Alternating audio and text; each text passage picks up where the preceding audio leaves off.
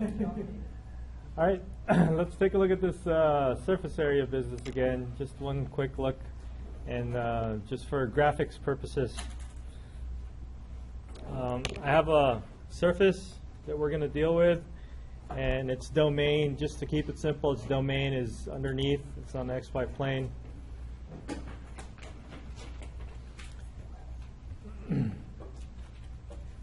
And if we take a look at the domain and partition it, then we get these rectangles. And then each of those rectangles will focus on a particular point, and then we'll create those vectors. So if we take a look at what's being projected up on top here, that rectangle has a vector, or two vectors, that we should be looking at.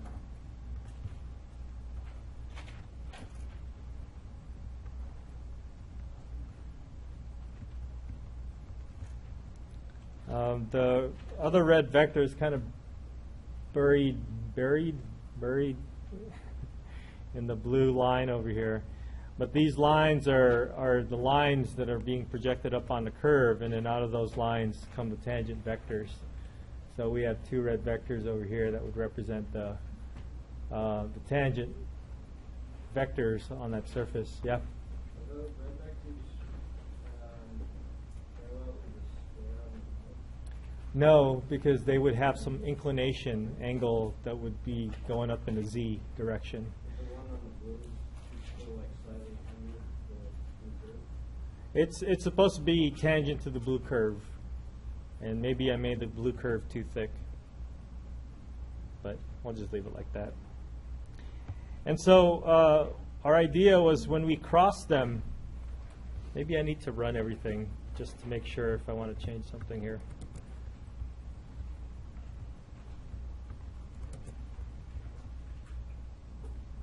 Uh-oh.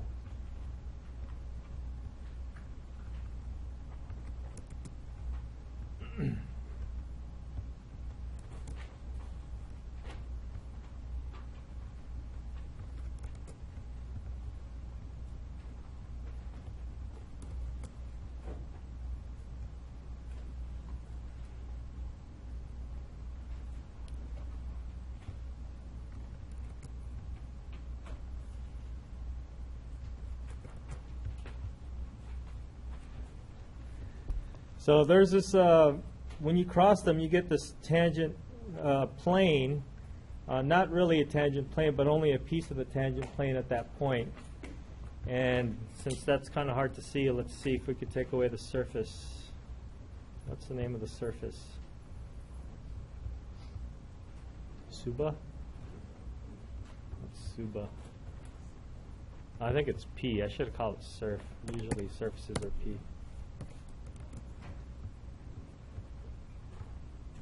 So you can see that red plane over there is the plane that's being projected up on the XY, from the XY plane. Yeah? Along the XY plane, if you just look at those components of the vectors, that's a 90-degree angle, right? Like the angle between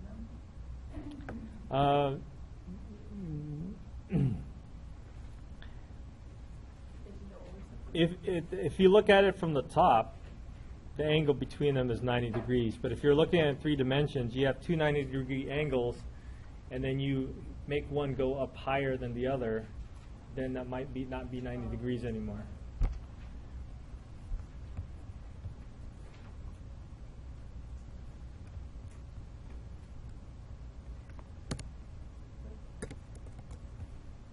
So if I clear out those lines, then this is the two vectors in the plane that we're looking at here.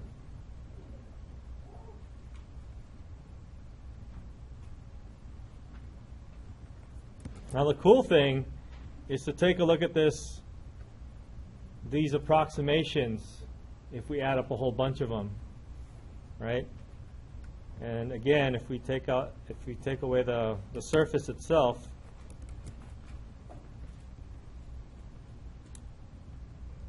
all those little cross products, magnitudes of cross products will give us these little parallelograms that we're adding up. And they're not connected. If you look at it carefully, there's gaps between them because they're just approximation. But the more we have, the better the more precise it's going to be, and so that's when the integral comes in. And in fact, it will be a double integral because we're going off of two axes. All right? So these are just pictures to look at to see how the progression of going from one square to adding up a whole bunch of squares will work out in finding surfaces. Okay? All right. We have one more type of integral to look at, and what I wanted to do is to list down the integrals that we've been dealing with even from the beginning. So let's go back even as far as Calc 1, where we have a regular single integral.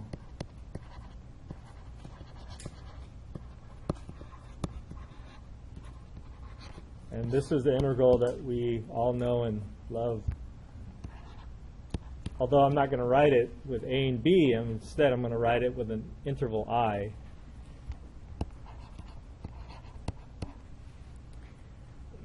And I'll write it like this. Okay?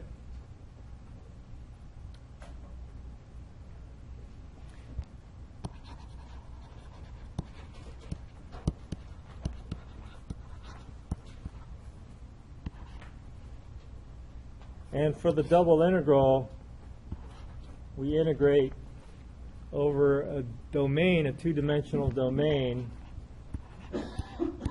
over an area.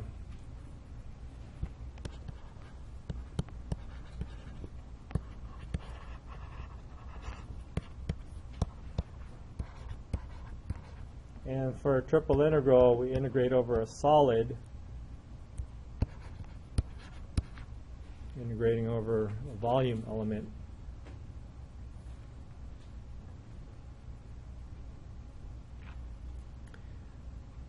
Okay? Now,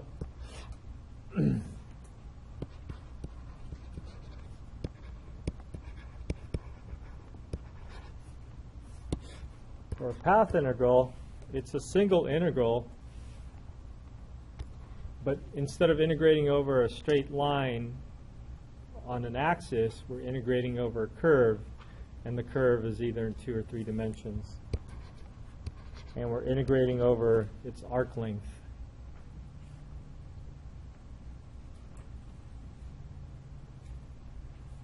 And then today, or yesterday,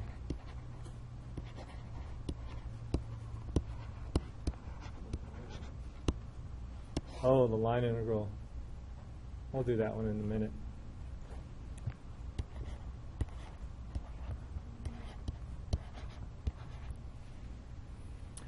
And then last time we talked about the surface integral, where we're integrating over a surface. Now, is there anything in common?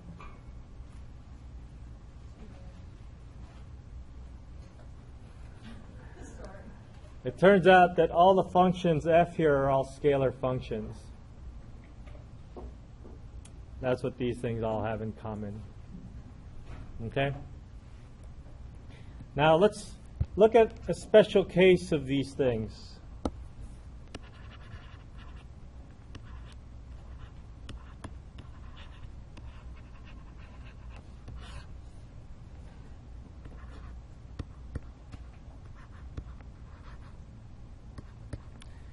Now, we don't usually do this, but if we took a single integral over an interval and we integrated the function 1, which is a scalar, what do we get? What? What? The line? Close. I think I know what you mean, but I wouldn't say line. No? Usually when we do a single integral back in Calc 2, It's the area under the curve, right? But numerically, what's this area of? Area under what? What? It's an area of a rectangle of height 1, right? And if you multiply an area, if you have length times width of an area of a rectangle of height 1, what is it really numerically giving us? The length of the interval.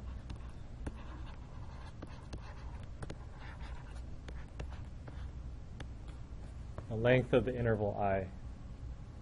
So it's a line. I know it's a line. It's b minus a is basically what it is. Now, geometrically, we look at this as the area, but numerically, it's the same thing as the length. And that's kind of like where I'm getting at with the rest of these things. So double integral over d. When we integrate 1, we saw this already, and this is the area of d.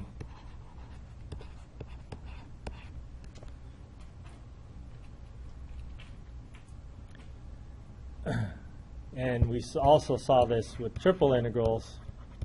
If we're going to integrate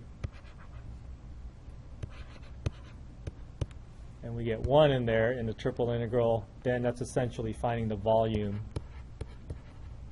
of the solid that you're integrating over. Okay? And the cool thing is that this carries on with a path and surface integral as well. So for the path integral, if we just have 1 here, ds, if you remember what ds was, that's the magnitude of r prime. And the magnitude of r prime, it's square root of x squared plus y squared, or x prime plus y prime squared, or you know what I mean. And this is the length of the curve C. That's the arc length. And now we just found, there's too many s's in the surface integral, but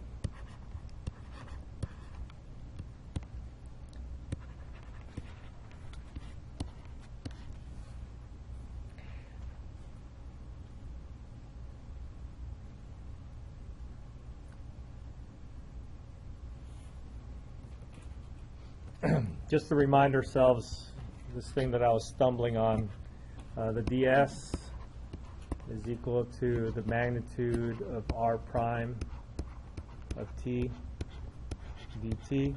So if this is in 2 dimensions, then it'll be square root of x squared, square root of x prime squared plus y prime squared. And if it's 3 dimensions, then there's an x, y, and a z component. I don't want to write that down. Remember what ds was? Capital S.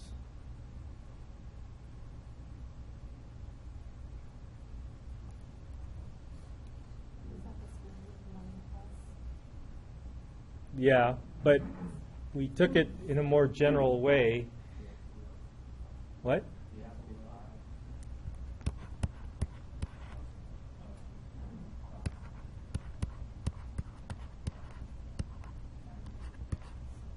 So you take the cross product of those tangent vectors and you take the magnitude, you get the area of those parallelograms, and these are the ones that we're adding up. And I want to say dA, but I think we got so used to dA as being dx, dy. I'll just put du, dv. But whenever I put these things down, you can switch the order as needed, depending on what your domain is.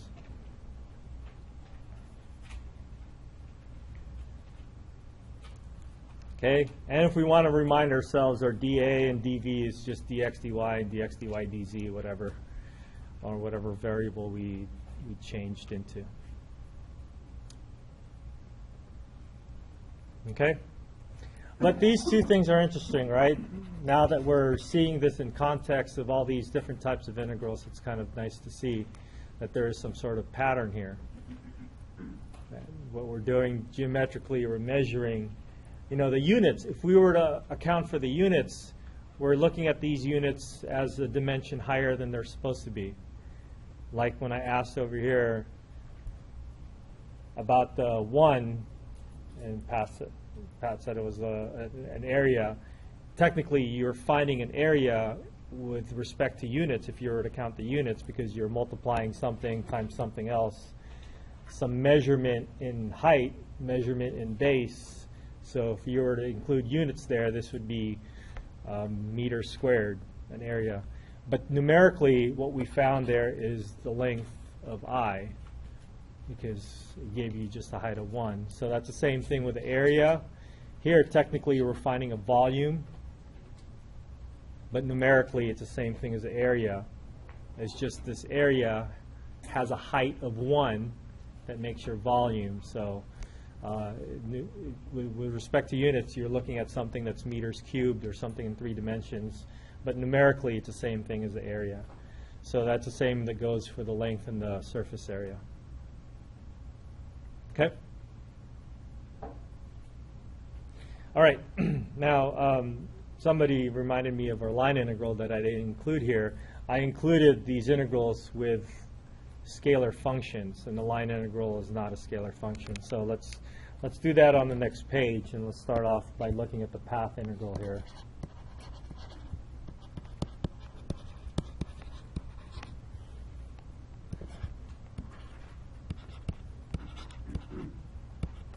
Versus the line integral.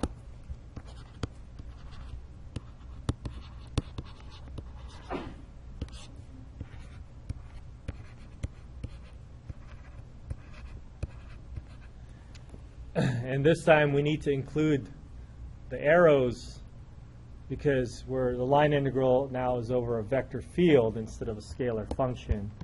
And so numerically, or working with this with vectors, we need to make sure that it's being dotted with another vector.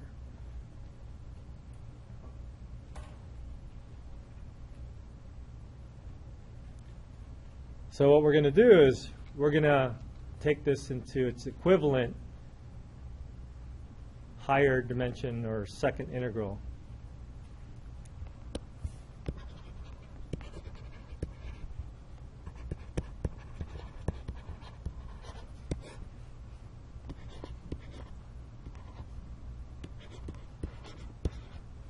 And we'll take a look at a surface integral, and just by looking at a pattern that's happening here, it looks like our new integral is going to be, it looks like it's going to be a double integral over the same surface S, but now instead of a scalar function, I'll have a vector field. And instead of a times ds, I'm going to dot it with ds, and it looks like I'll need to put this arrow up there also.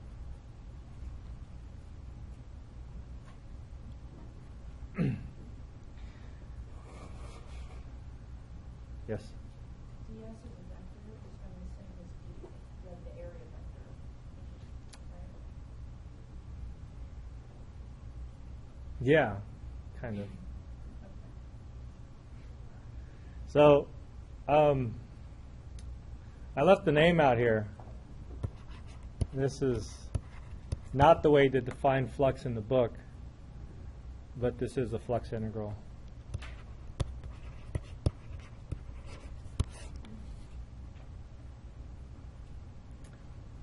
And we'll be happy to know this is the last integral we're going to do. That's the good news. The bad news is that we got all these theorems that relates one integral to another integral, and you have to know which is which. But that's why I gave these names, because now I can say that's when the flux is related to the triple integral, or that's when the flux is related to the surface integral, because then you'll understand that a little bit better. All right.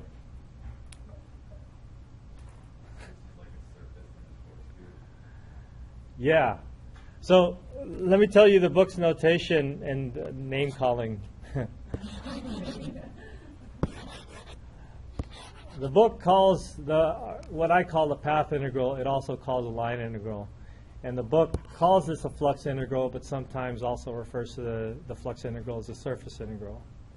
So if you call the path integral a line integral, if you call a flux integral a surface integral, that's fine, because that's what the book does. But I would prefer to call this their own names just so we can make our relationships between these different integrals.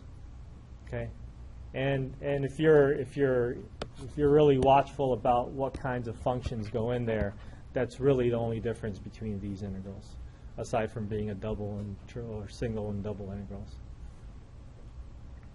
Okay, Jason, you have a question? No. Somebody raised their hand. Maybe it was Robert, Brian. Okay. All right. Now let's dig deeper into this flux integral, and before we do that, let's find the relationships with the path and line integrals. And I already said our ds component is the magnitude of r prime dt. To make it work for us, for us to be able to compute this integral, we need to change it into a single integral and then calculate it like what we did in Calc 2. So then we're integrating a single integral with respect to t. And so if you remember this business of the ds with the arrow on top, this is essentially that r prime without the magnitude. It's the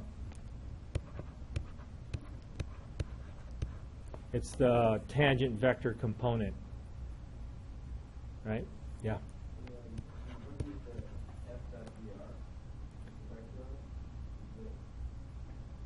Yeah.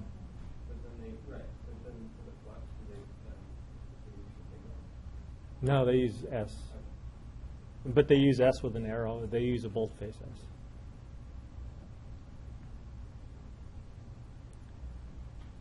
Now,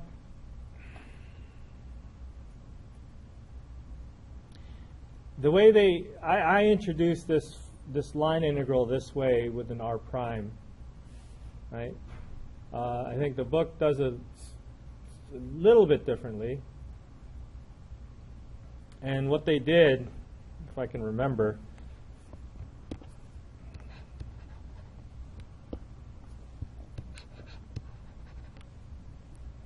is they said that this was f dotted with a tangent vector,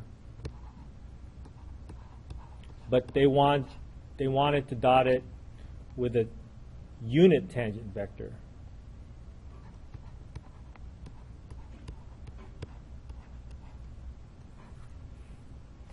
And then times ds, where s is no longer with an arrow. So I think that's how the book does their definition of this line integral. But if we put that ds,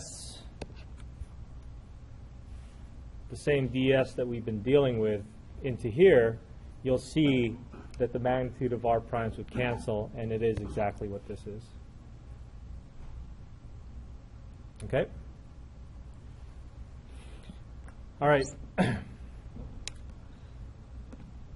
Now, if we go along the same logic or same analogies when we go into the surface integral from the surface to the flux, let's recall just from the page before that the d capital S over here is the magnitude of the cross product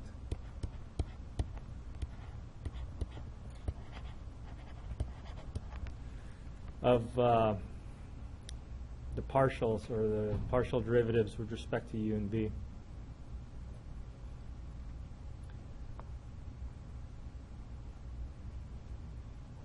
So, what would you guess this would be? Without the magnitude, right? And it is, in fact, a vector when you take the cross product of two things.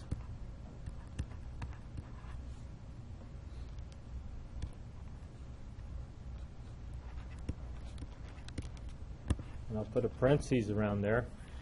That it's a vector that you're going to dot with your vector field, and then you'll have a function, a scalar function of two variables, and then you'll do a double integral with respect to u and v. Okay? So again, that's not the book's definition of this. The book's definition is a little bit different, but it'll amount to the same thing. The book's definition will require us to look at it this way.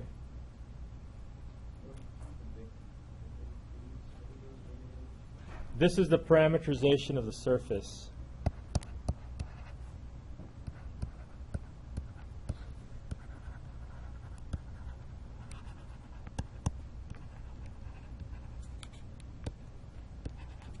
So that parameterizes the surface S, and then it will give you a domain for U and V to work with. So whether that domain be a rectangle, which is really ideal, would be nice if it was, or some other circle or triangle thing, then that's how we would parameterize S. Okay. All right. So let's take a look at the book's approach on how, what, why we do this flux.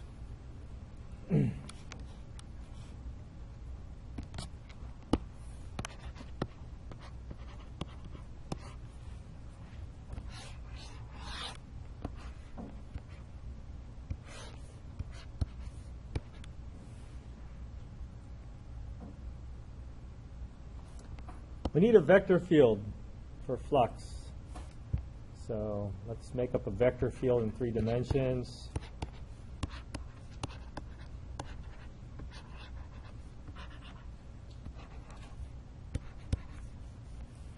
Whatever. It doesn't matter at this point. In this case, it looks like it's open, has a boundary. But maybe someday we'll be looking at closed surfaces. Or maybe later.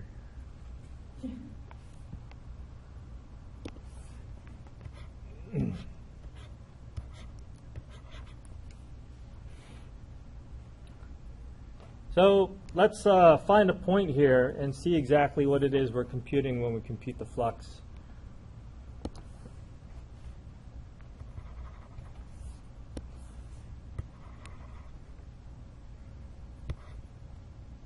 Say at some point xi, comma, yj, let's just use a and b. Too many subscripts.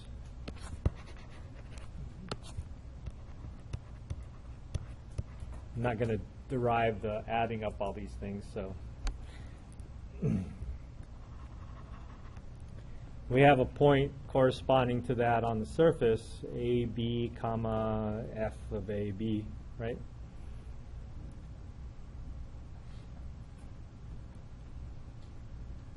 And so from this point, I think we made up a couple of vectors. Oh, I don't want to use blue. I'm running out of colors here. Oh, I got plenty of colors. I just don't know what to choose.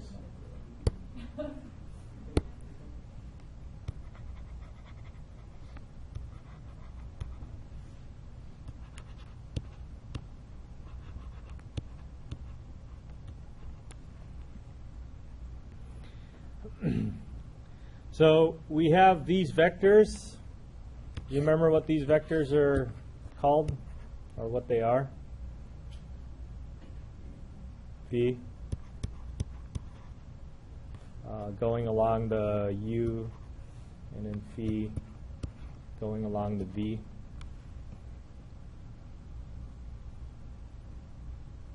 So what we want to do is we want to find the normal vector that's perpendicular to that. Let's draw it like this. And then this is a cross product.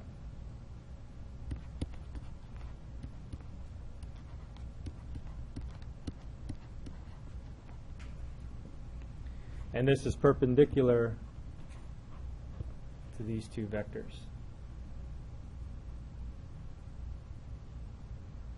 Okay?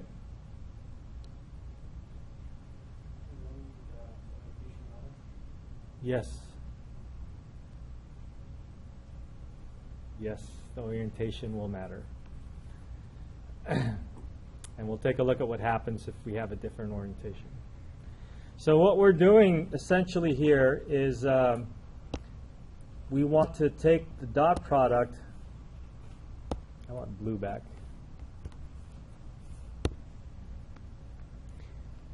So these are arrows from the vector field, and I'm going to make them blue. And I'm going to take one of these arrows from the vector field and evaluate that arrow in the vector field at that point AB.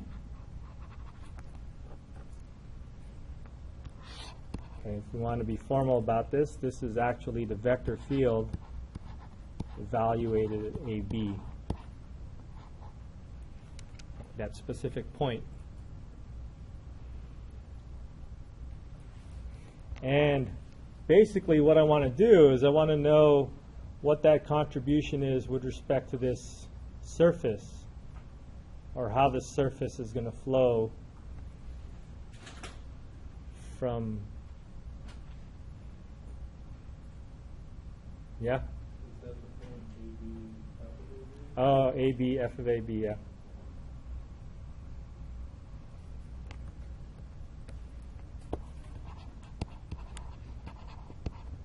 Because this is a three-dimensional vector field, so it takes a 3 input. So the 3 inputs are A, B, and F of AB.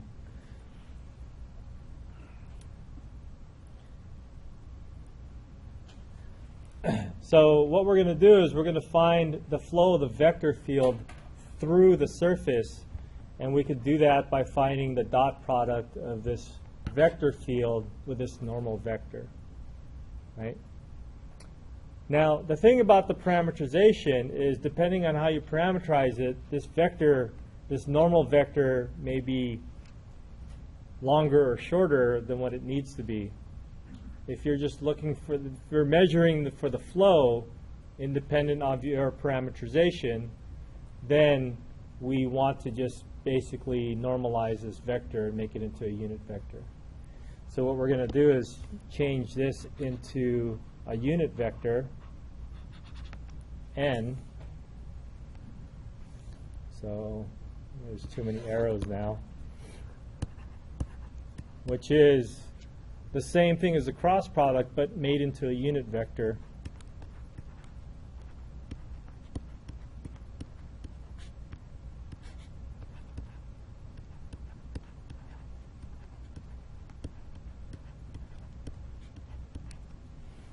And that's what we're going to find. That's how we're going to find the flux. So the flux at this exact one point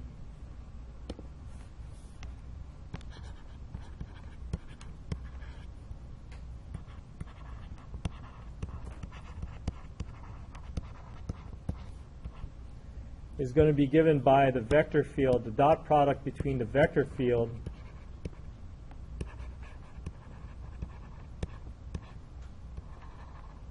with this normal vector n.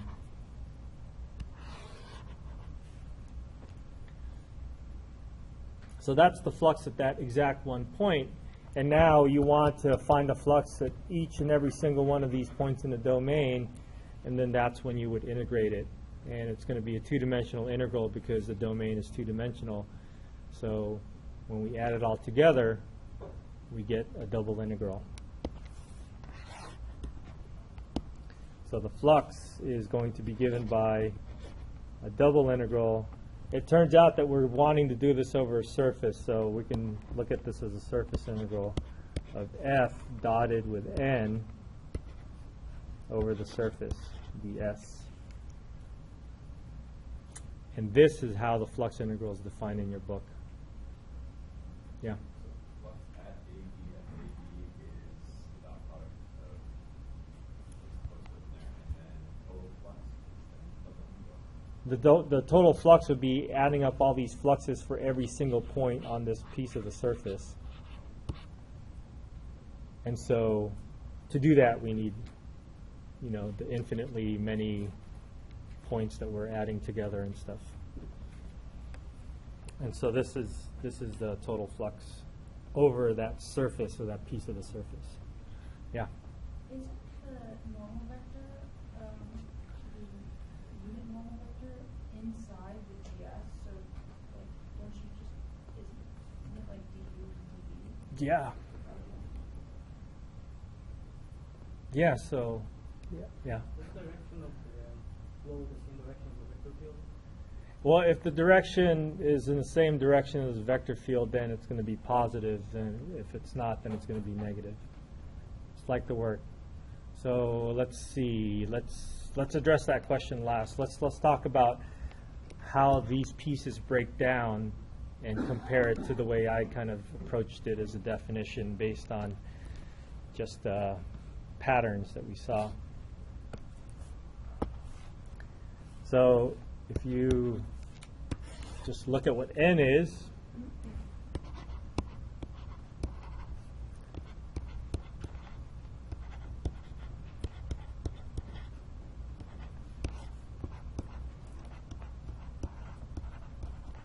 and we look at what d capital S is,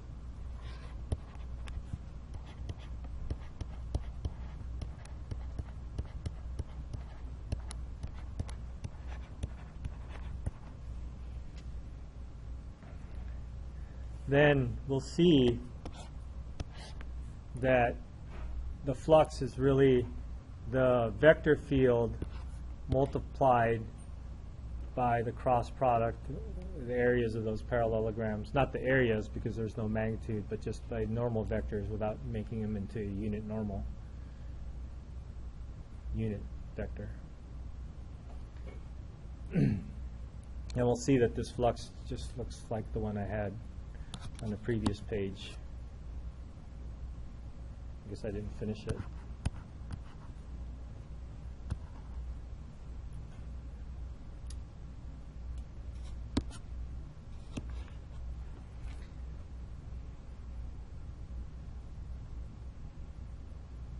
So that's another way you can look at the flux integral.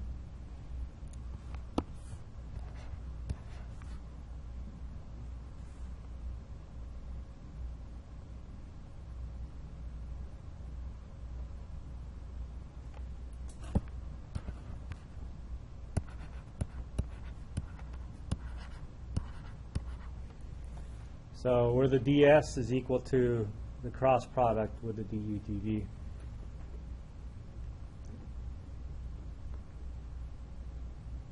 So you see the difference between these two? No arrow on the S, arrow on the S. And here you're dotting it with a normal vector. Here you're just dotting it directly. Okay? All right. Suppose we should do some examples.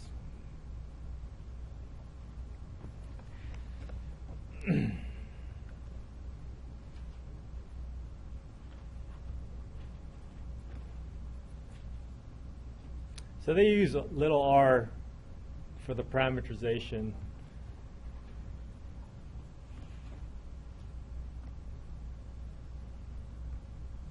Oh, Moody's question. Let's address before we go on, let's address this idea that the orientation is important. And so, orientation, if we take a look at this piece of the graph right here, we had a red vector, which is the normal vector, and then the blue vector, which is the vector field, a representative from the vector field. That's capital F, and this is N. What if we had the normal vector going the other way?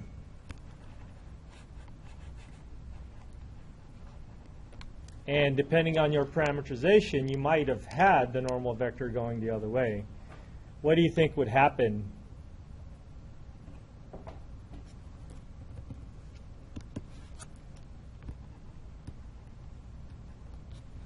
So it's going to turn out that they're the same thing, except one of them's going to be one of them's going to have an opposite sign. So F dotted with N is going to be equal to the negative of F dotted with negative N.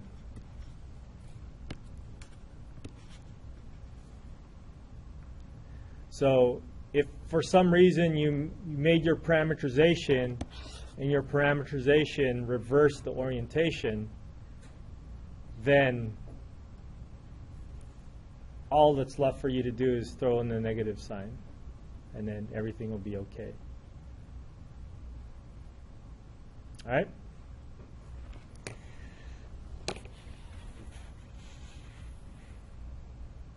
So there is an important part of the calculation here is the orientation. Yeah. Your views and V's, though, are totally arbitrary. So, like, how do you know which one goes first in the cross product? Well, X is first, Y is second, so U comes first before V in the alphabet. So what you want to do is you actually, if you want to really, really double check and get rid of this arbitrariness, you just cross them, and then figure out which way your normal is pointing. If that's how you want your normal to be, then you're all good. If it's the opposite, then you negative it. So if you look at these problems, look at the problems on the left side versus the problems on the right side of the book here. We have, let's take a look at number 10. We have a surface integral, so this is not a flux integral because the inside of the function here is scalar. There's not a vector. And then S is a part of a plane that lies in the first octant. That's your surface. And if you look at another one, S is part of the cone that lies between this and that. Okay? Now let's look at how it's phrased for the other side. We have F with an ijk, so that's a vector field. S is part of the sphere in the first octant with orientation towards the origin. So now they tell you a specific orientation here. And another one, this maybe we'll do number 27 since it's red. Right? That's our thing.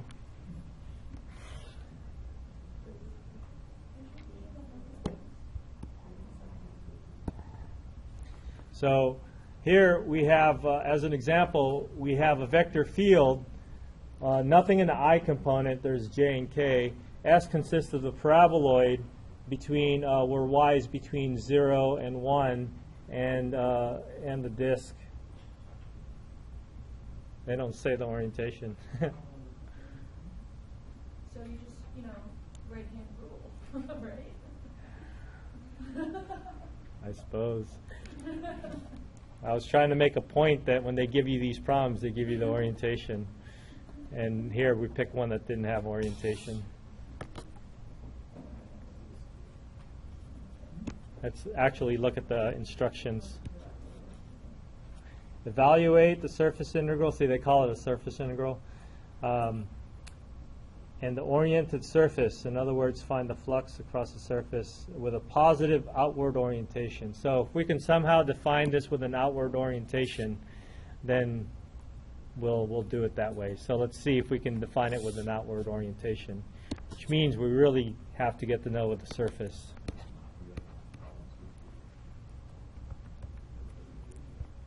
Well, now that I read the instructions, they say outward orientation, which means the surface is a closed surface.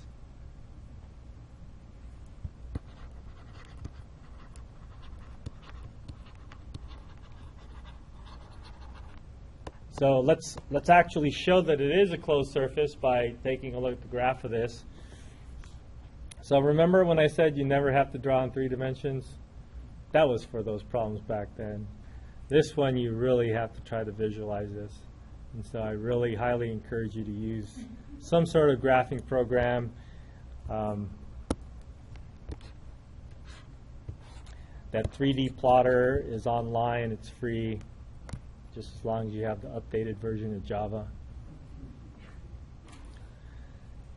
Paraboloid. A paraboloid is x squared plus x squared plus z squared is equal to y. So it opens along the y-axis, it looks like. We're going to get cut from 0 to 1. And there's a disk on top of that. So we're actually looking at 2 surfaces. We're looking at the paraboloid and the disk. And if you combine those 2 surfaces, it sure looks like a closed surface, doesn't it? We can open it, we can close it, open, close. Let's close it. So the outward orientation for each of these surfaces, now we have to actually identify outward orientation for the parabola, paraboloid, as well as the disk. Okay?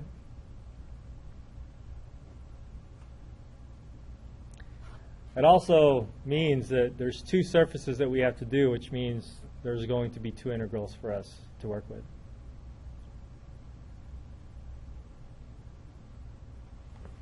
All right?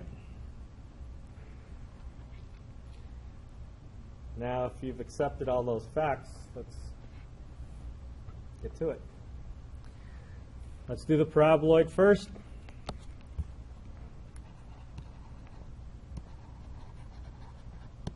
Let's call it S1 for surface 1, for first surface, I mean.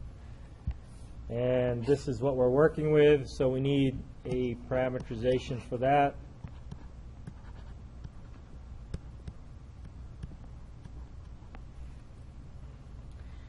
And so for our parameterization, to paraboloid, we actually have a choice at this point to keep it with x's and y's and z's, or we can change into polar coordinates already. I'm going to keep it with x's and y's and z's, just to annoy AJ. And then in your own free time, you can figure out how this works out if you do it with polar coordinates. So it looks like my independent variables would be x and z. So why don't I keep that as an x and z? And my y is equal to x squared plus z squared.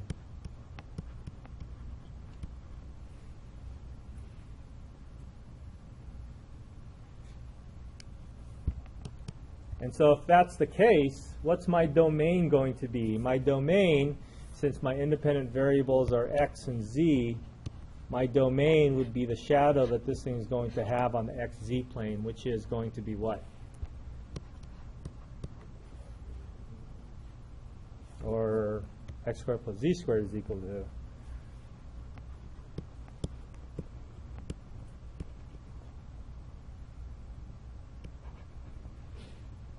So that's my domain. So I have a circle.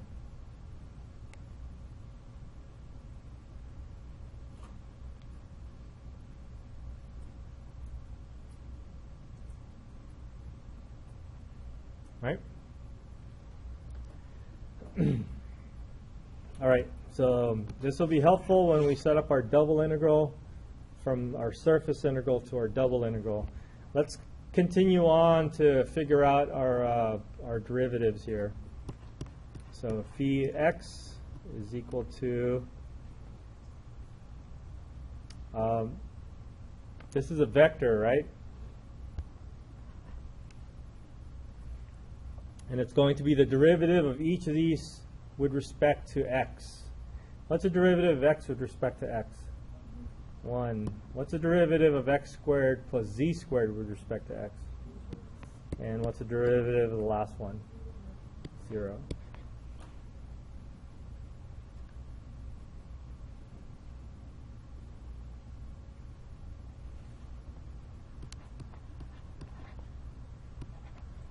My other independent variable is z. So let's just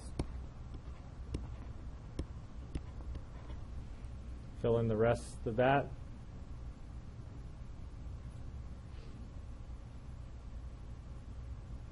And this is the question about which one should we cross first? Well, let's cross x first and see what happens. Yeah.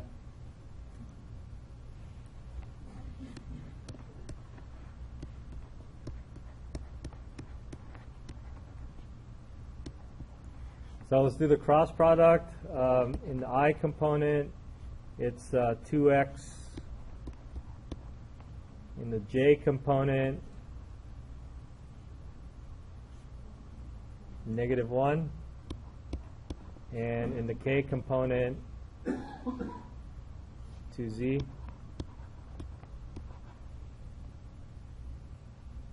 Now, how do we check orientation? This is my normal vector, right?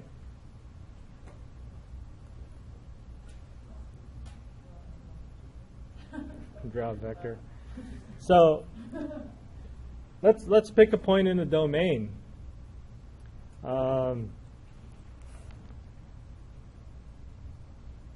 0, 0 is not going to be a helpful point for us. Well, it might be. Let's try 0, 0. Yeah.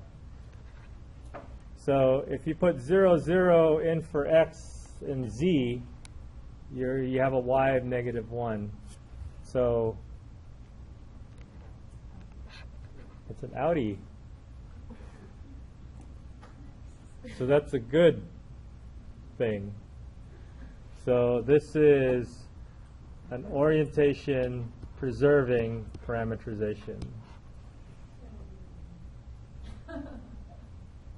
Sing it.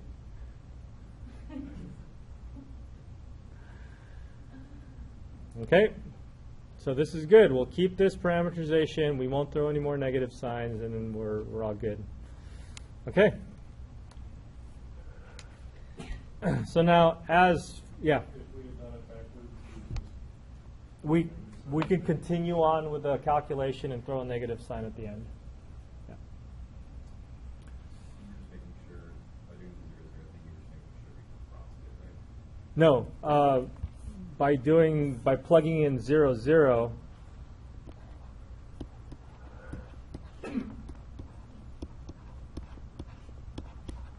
we get your normal vector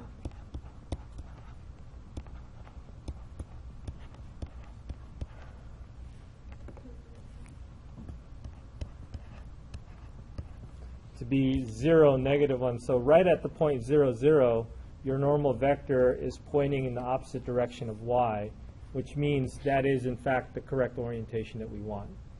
Because we want, and I thought 0, 0 wouldn't work, but it worked out nicely for this.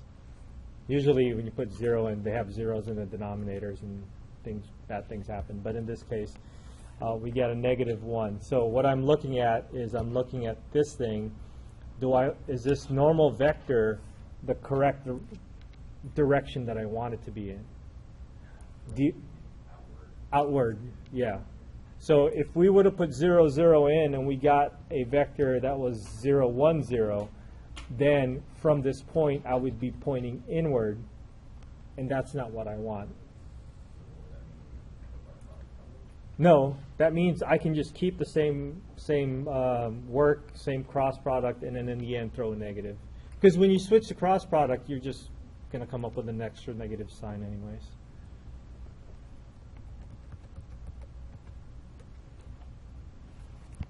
So good orientation.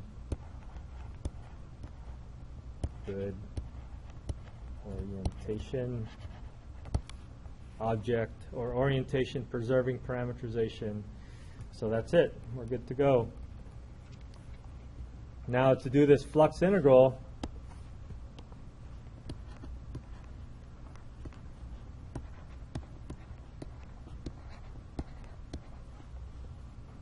we essentially want to do a double integral, and we're going to take our function vector field and evaluate it with our parameterization. And it looks like we kept the x and a z here. And we're going to dot it with this cross product that we got.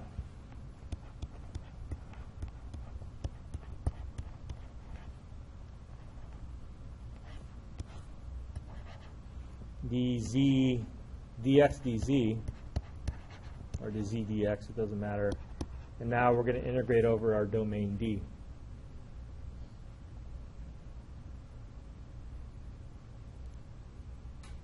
So our vector field is 0, y, -z. Right? 0, y, -z.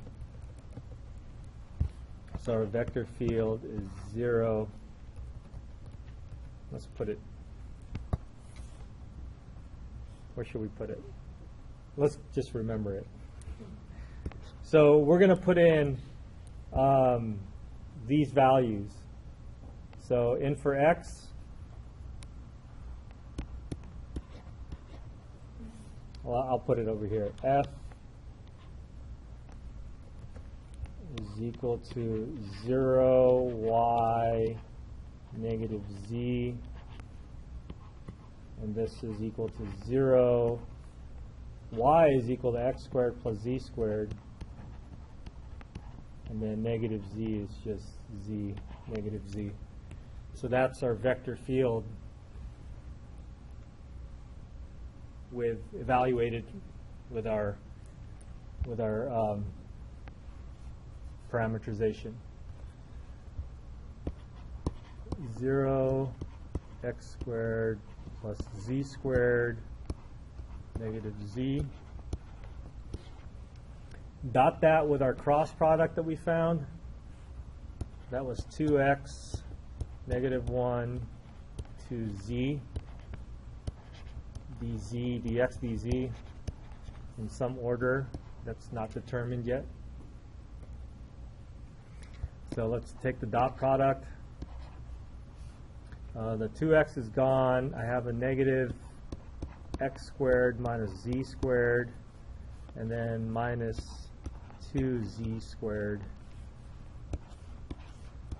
dx dz. That simplifies.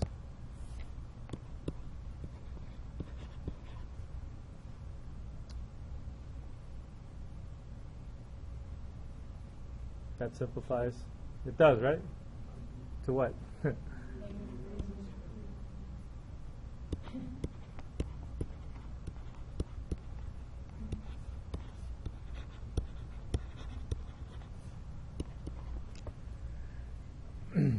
Okay. Yes. Remind me why it goes from S to D.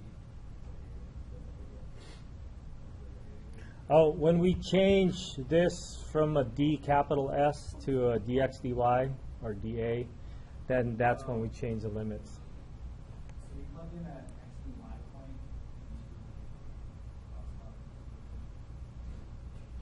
into This one, just to check if it's a good orientation. This one?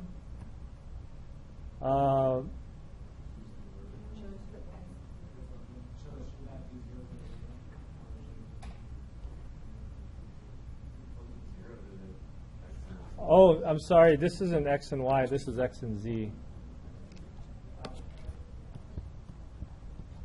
Sorry.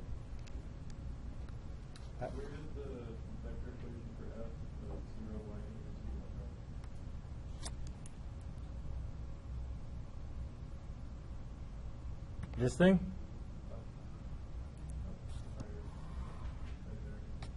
This? Yeah. This was the original field, Very good. Okay. and this is the composition. So F composed with.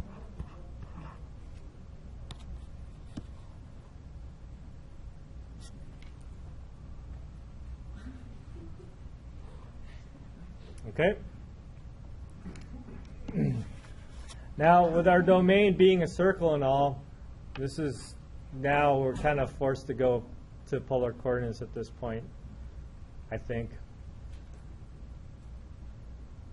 So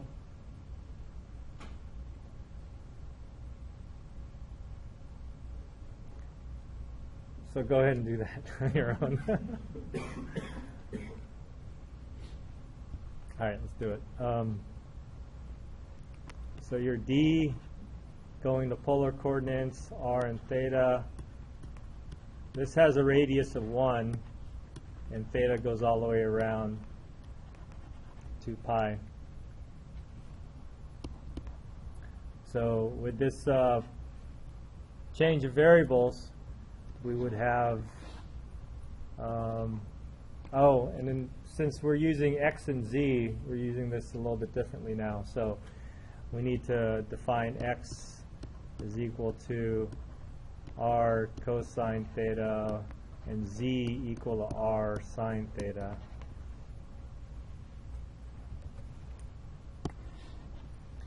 So our integral then would be negative r squared cosine squared theta minus 3 r squared sine squared theta r dr d theta. R goes from 0 to 1, theta goes from 0 to 2 pi.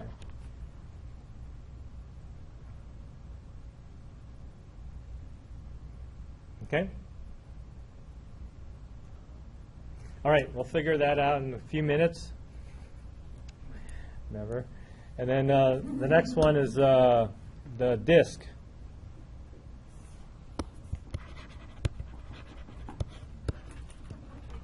Our second surface. So our second surface, I hope it's easier. Our parameterization for our second surface is going to be an x and a y z parameterization again.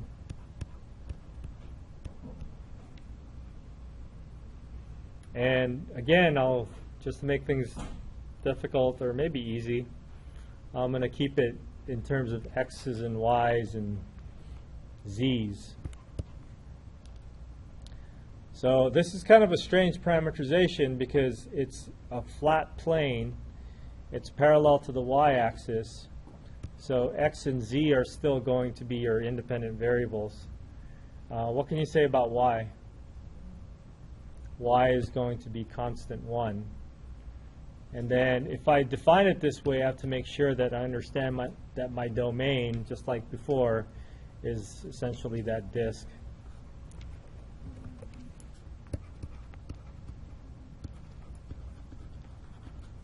Z squared, yeah.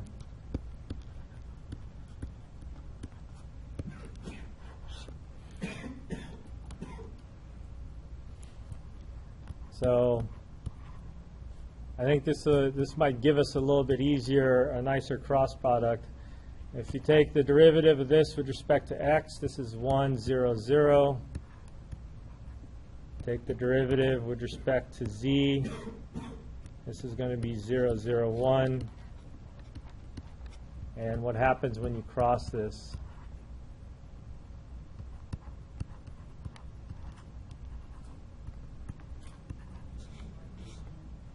So the question is that y component positive or negative?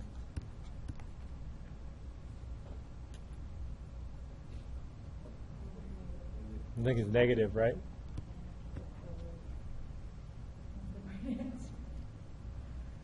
So now, is this the right orientation? Is this the correct orientation? We're on this disk. This vector is a negative y. So that's not a good orientation. Not that it's not good, but it's the opposite orientation. So this is orientation reversing parameterization, which means in the end, we have to make sure we remember to multiply by negative 1.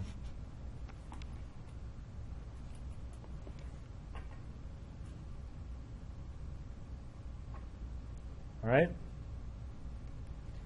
So we'll do the composition again like we did before. We have our f, and then we have our f composed with our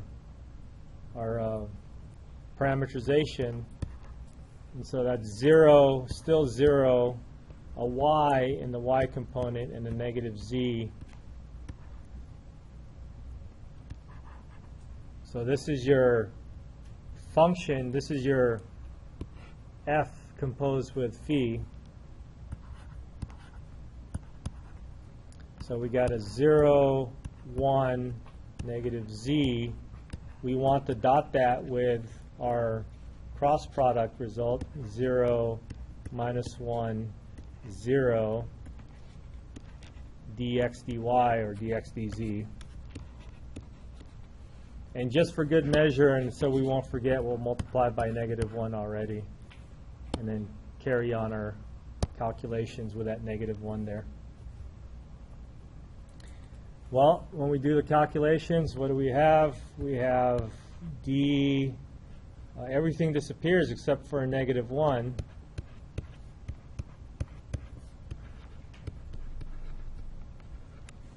right? Let's take that negative 1 on the outside so that it becomes a positive 1. And look at how I rewrote my dx dy as dA because I wanted you to think back on the first page of this class. What is this equal to without doing any integrals? Area of D, right? So this is a 1 times the area of D, and D is this disk, so that's pi r squared, and r is equal to 1. So this is pi. Okay, now we just have to add it to this, and then we're done. I will punch that into my calculator.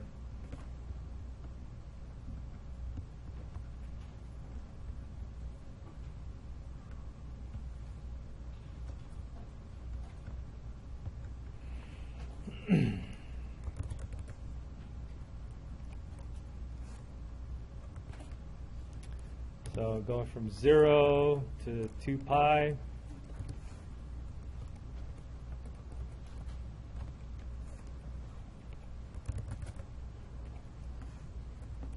Going from 0 to 1. Our integrand is a big mess. Minus r squared cosine of theta squared minus 3 r squared sine theta squared and an extra r dr d theta.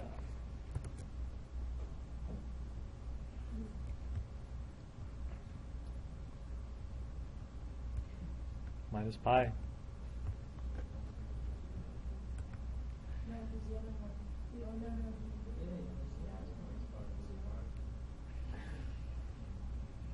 The whole thing is equal to 0.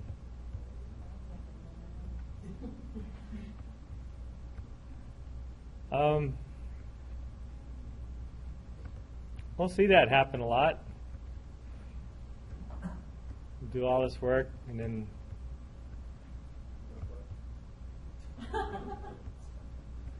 I don't think I can bring it all the way down there. I have to leave that integral work up here. So the total flux is going to be equal to the flux over the first surface plus the flux over the second surface, which is equal to pi, negative pi plus pi, which is equal to 0.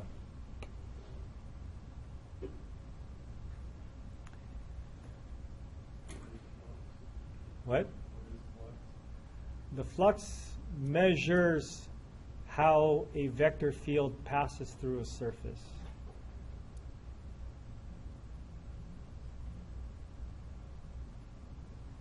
Okay?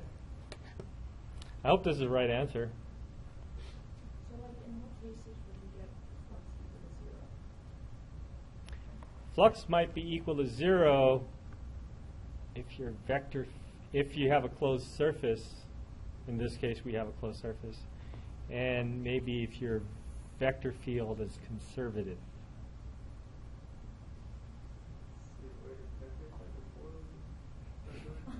Why, sure.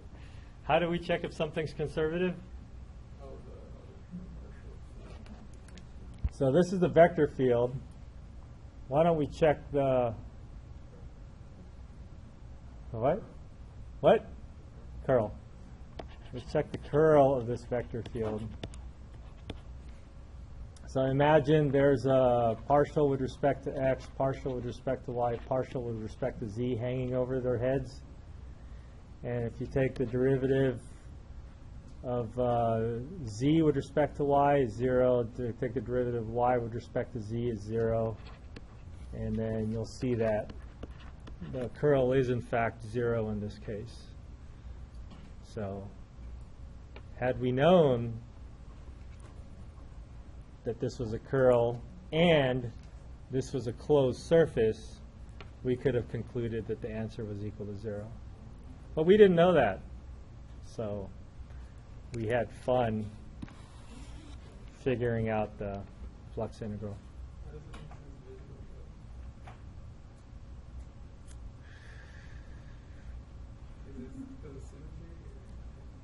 Well, if it's a conservative vector field, that means it's a